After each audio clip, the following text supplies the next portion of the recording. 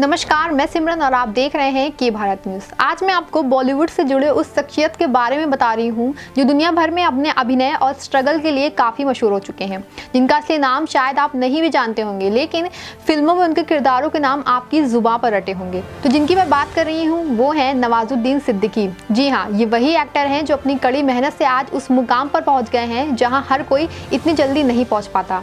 आज मैं आपको नवाजुद्दीन के जीवन से जुड़ी कुछ खास बातों के बारे में बताऊंगी जिनके बारे में शायद आप नहीं जानते होंगे। नवाजुद्दीन सिद्दीकी का जन्म 19 मई 1974 को उत्तर प्रदेश के मुजफ्फरनगर जिले के बुधाना कस्बे में एक मुस्लिम परिवार में हुआ था। उनके पिता किसान हैं। नवाजुद्दीन के 7 भाई और 2 बहनें हैं, जिनमें सबसे बड़े नवाजुद्दीन हैं। उनके घर की आर्थिक हालत ठीक नहीं थी, इसी के चलते उन्होंने अपने इंटरमीडिएट की पढ़ाई अपने गांव में ही की थी। नवाजुद्दीन ने गुरुकुल कांगड़ी यूनिवर्सिटी हरिद्वार उत्तराखंड से विज्ञान में स्नातक की पढ़ाई पूरी की, जिसके बाद वे केमिस्ट के तौर पर एक पेट्रोकेमिकल कंपनी में काम करने लगे। उन्होंने दिल्ली के नेशनल स्कूल ऑफ ड्रामा से थिएटर में अपना स्नातक पूरा किया है। एक्टिंग सीखने के लिए Nawaz national school of drama में एडमिशन लेने का सोचा, पर इसके लिए पहले से कुछ प्लेस का एक्सपीरियंस चाहिए था।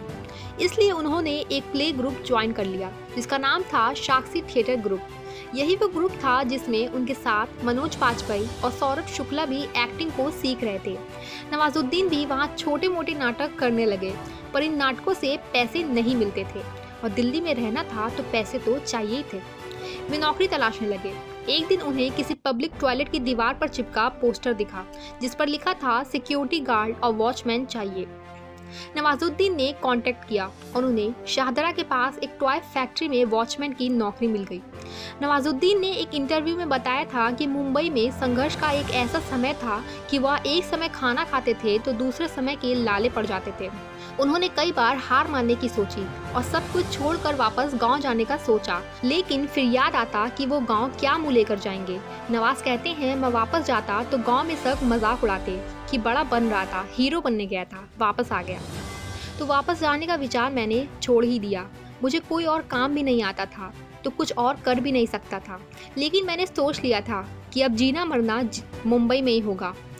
इस बीच फिल्मकार अनुराग कश्यप ने उनका एक नाटक दिल्ली में देखा और उन्हें अपनी फिल्म ब्लैक फ्राइडे में काम दिया, जिससे उन्हें अपनी क्षमता दिखाने का मौका मिला। जिसके बाद फिराक, न्यूयॉर्क और देवडी जैसी फिल्मों में काम मिला। आपको बताते चले, नवाजुद्दीन की शादी हो चुकी है। उनकी एक लड़की है जिनका नाम शोरा है। उनका जन्म उनके 41वें जन्मदिन पर हुआ था। नवाजुद्दीन को अपने अभिनय के लिए काफ़ी पुरस्कार भी मिले हैं, जिनमें फिल्म लंच बॉक्स के लिए बेस्ट सपोर्टिंग एक्टर के पुरस्कार के साथ ही फिल्म तलाश, कहानी, गैंग ऑफ वासेपुर और देश इंडियन सर्कस के लिए उन्हें राष्ट्रीय पुरस्कार से भी सम्मानित किया जा चुका है। इसके अलावा उन्हें IIF award, screen award, Zee Cine award, Renault star guild award और एशिया पैसिफिक स्क्रीन अवार्ड से भी सम्मानित किया जा चुका है। नवाजुद्दीन ने बॉलीवुड में अपने अभिनय की शुरुआत 1999 में आमिर खान की मुख्य भूमिका वाली फिल्म सरफरोश से की थी, जिसके बाद ये राम गोपाल वर्मा की फिल्म शूल, जंगल और राजकुमार हिरानी की मुन्ना भाई MBBS की, जिसमें इनका रोल बहुत ही छोटा था और इनका स्ट्रगल अभी भी बहुत कम था। मुंबई में आने के बाद इन्होंने टीवी धारावाहिकों में काम तलाशने की कोशिश की, पर कुछ खास सफलता नहीं मिली। इन्होंने एक छोटी फिल्म द बाईपास जो 2003 में आई थी, जिसमें इन्होंने इरफान खान के साथ काम किया था। 2002 से लेकर 2005 तक इनके पास ज़्यादा तक कोई काम नहीं था। इन्होंने रहने के लिए 4 अन्य लोगों के साथ फ्लैट साझा करना पड़ा था। साल 2004 में इनके लिए काफ़ी दिक्कतों वाला था। किराए के पैसे ना देने के कारण इन्हें अपने NSD सीनियर से रहने की अनुमति मांगनी पड़ी और उन्होंने इस शर्त पर गोरेगांव के अपार्टमेंट में रहने की इजाज़त दी कि वो उनके लिए खाना बनाए। 2009 में इन्हें देवडी के इमोशनल अत्याचार गाने में एक छोटे से रंगीला नाम के किरदार के रूप में काम मिला था। इसी साल ये न्यूयॉर्क में भी दिखाई दिए, लेकिन इन्हें एक अभिनेता के रूप में पहचान अनुषा रिजवी की पीपली लाइफ से मिली थी, जिसमें इन्हें एक पत्रकार की भूमिका मिली थी। 2012 में ये प्रशांत भार्गवत के पतंग द काइट में दिखाई दिए। इस फिल्म को बर्लिन अंतर्राष्ट्रीय फिल्म उत्सव और ट्रिबेका फिल्म उत्सव में दिखाया गया था, जिसमें इनके कार्य को फिल्म समीक्षक रोजर एबर्ट ने काफ़ी सराहा था। इसके बाद ये फिल्म संयुक्त राष्ट्र और कनाडा में भी दिखाई गई और न्यूयॉर्क टाइम्स के समीक्षा से भी लोगों का इन पर काफ़ी ध्यान आकर्षित हुआ। सन 2012 में ही अनुराग कश्यप की फिल्म गैंग ऑफ वासेपुर के दूसरे भाग में इन्हें मुख्य भूमिका में लिया गया। इस फिल्म में इन्हें एक उत्तम अभिनेता के रूप में स्थापित कर दिया था। इसके बाद वे सफलता की सीढ़ियां चलते चले गए।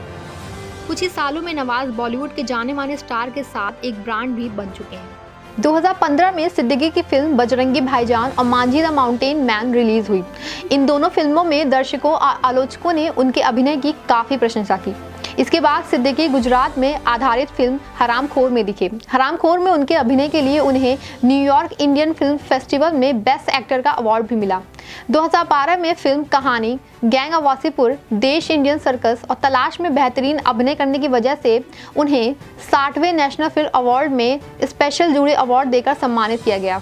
नवाज ने फिल्म इंडस्ट्री में खुद को साबित करने के लिए 14 साल लंबा सफ़र तय किया है, जिसमें वे कई बार गिरे, कई बार टूटे, लेकिन उनके हौसले बुलंद थे, जिन हौसलों ने आज उन्हें इस मुकाम पर पहुंचा दिया है कि उनकी एक्टिंग का लोहा आज हर कोई मानता है। तो ऐसी खबरों के लिए बने रहे हमारे साथ और देखते रहें के भारत न्यूज़। धन्यवाद।